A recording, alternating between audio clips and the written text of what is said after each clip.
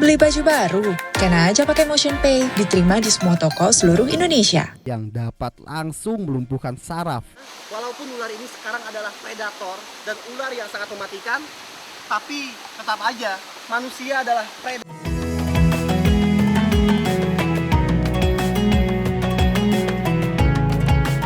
Dan alam di lereng Gunung Salak.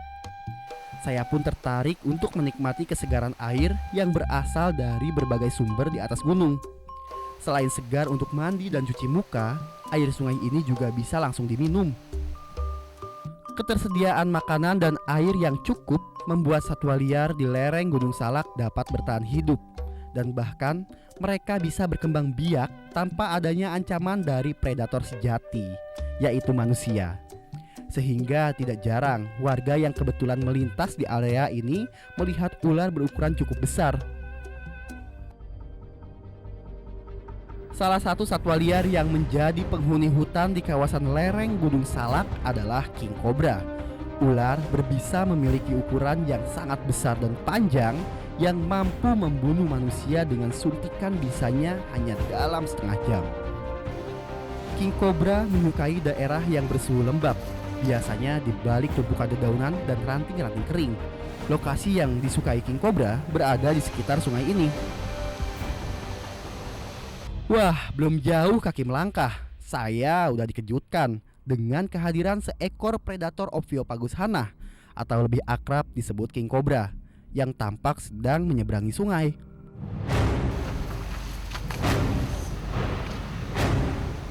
Ternyata gak jauh dari tempat Panji ngelepasin ular, ada seekor ular king cobra besar yang sedang berjemur, pemirsa. Lihat, ini adalah jenis king cobra yang sudah tua ya, cukup besar. Kayaknya sih ular ini berjemur dan habis makan. Biasanya kalau siang, ular ini tuh berburu. Dia aktifnya emang siang hari. Tapi kalau misalkan malam dia tidur. Biasanya habitatnya itu di antara pohon-pohon bambu dan juga di pinggir-pinggir sungai kayak gini.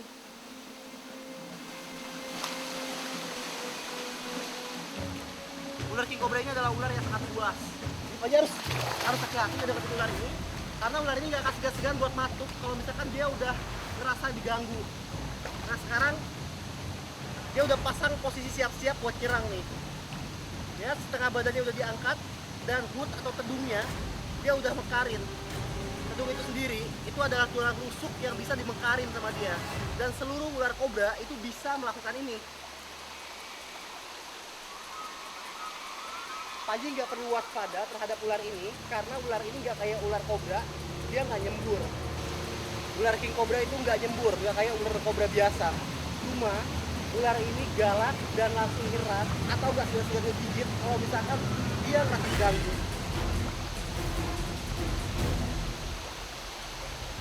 Ular ini besar banget, jadi Panji harus tetap hati-hati buat mendekati ular ini. Menghadapi seekor ular king cobra seperti ini, saya harus berkonsentrasi penuh dan harus waspada. Karena king cobra adalah ular yang sangat agresif, belum lagi ancaman racun bisanya yang dapat langsung melumpuhkan saraf. Walaupun ular ini sekarang adalah predator dan ular yang sangat mematikan, tapi tetap aja manusia adalah predator sejati ular. Karena king cobra ini sendiri akhir-akhir ini banyak sekali diburu terus-menerus oleh manusia untuk dimanfaatkan. Mulai dari dikonsumsi dagingnya, darahnya, hingga kulitnya diambil untuk dijadikan bahan baku tas ataupun sepatu ataupun ikat pinggang dan juga lain-lain. Nah selain itu empedu dan juga tulang sumsumnya itu diyakini juga bisa berkhasiat untuk obat, pemirsa.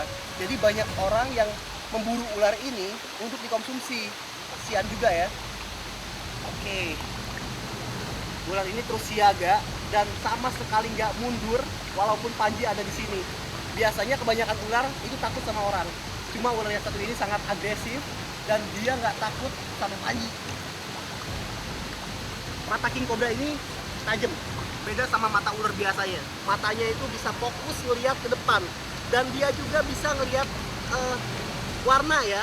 Jadi dia bisa ngebedain warna hijau, warna biru ataupun kuning ataupun apa yang dia lihat, dia bisa ngebedain kayak kita ngelihat. Ular lainnya itu ngelihat warna cuma hitam putih ataupun kabur gitu. Dia ngegertak cuma nggak matuk. Itu itu adalah gertakan peringatan. Artinya jauhi teritorial saya. Kalau kamu gak mau mati. Itu kayaknya kalau misalkan dia mau ngomong kayak gitu.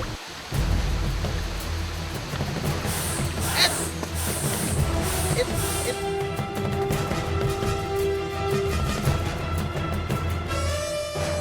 Panji rasa sekarang Panji harus cepat-cepat meninggalkan ular ini di sini. Saya akan tinggalin kamu di sini. Wah, dia nyari tempat untuk bersembunyi. Yang lebih baik, Panji bisa deh. Panji ke arah sana dan ularnya ke arah sana.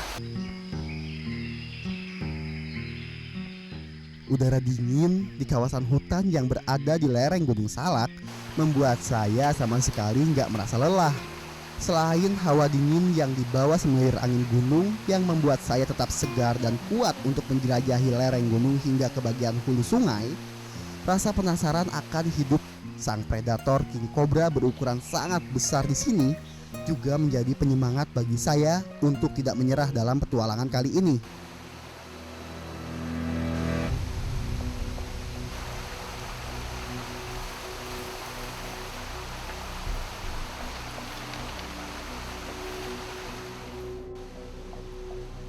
Rimbunan pohon bambu hutan yang tak jauh dari areal seperti ini biasanya disukai oleh ular kobra atau predator seperti king cobra.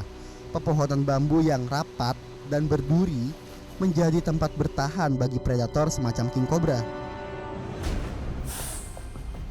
Perkiraan saya tadi ternyata benar.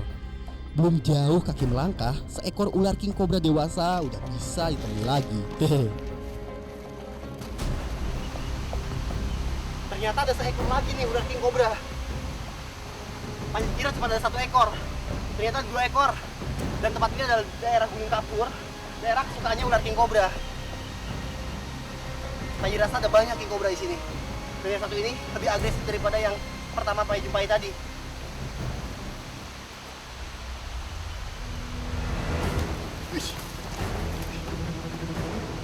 Ular king cobra merupakan ular berbisa yang memiliki tubuh terpanjang di dunia. Ukuran panjang maksimalnya bisa mencapai 5 meter. King cobra sebesar ini memiliki kantung bisa yang cukup besar, sehingga bisa menyimpan racun atau bisa 2 kali lipat dari kobra biasa. Bahkan sebagai predator yang sempurna, ia kebal terhadap segala jenis racun atau bisa dari ular lainnya.